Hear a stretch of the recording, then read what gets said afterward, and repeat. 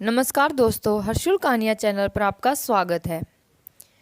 कितनी बार कहता हूँ रीमा, यह सारे काम तुम्हें भी आने चाहिए।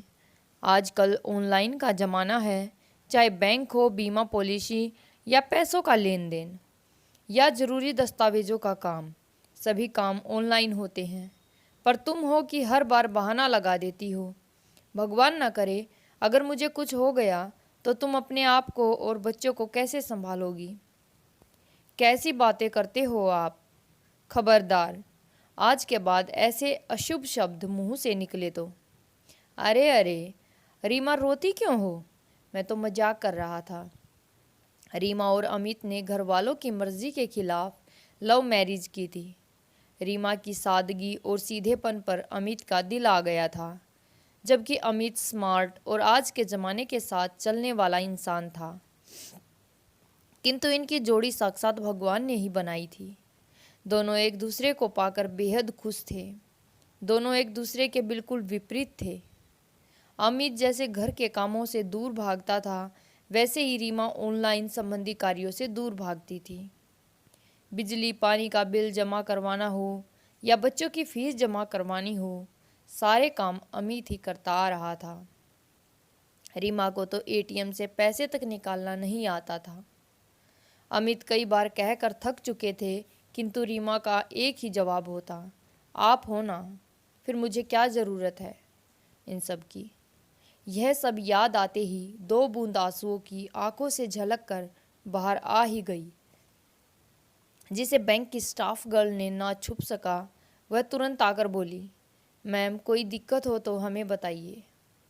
हम ये चेक जमा करना है, किंतु मुझे तो इसे भरना ही नहीं आता। कोई बात नहीं, मैं आपकी मदद करती हूँ। रीमा चेक जमा करके घर आकर फूट फूट कर रोई। क्यों अमित, मुझे बीच सफ़र में छोड़कर तुम ऐसे कैसे जा सकते हो? तुम्हें पता था ना कि मुझे तुम्हारे बिना कुछ भी नहीं होता। फिर तुमने मुझे ऐसा धोखा क्यों दिया? अब मैं कैसे खुद को और बच्चों को संभालूंगी? तुम कितना मुझे सीखने के लिए कहते थे, किंतु मैं ही हर बार टल जाती थी। परंतु मुझे क्या पता था तुम अचानक ऐसे मुझे छोड़कर चले जाओगे।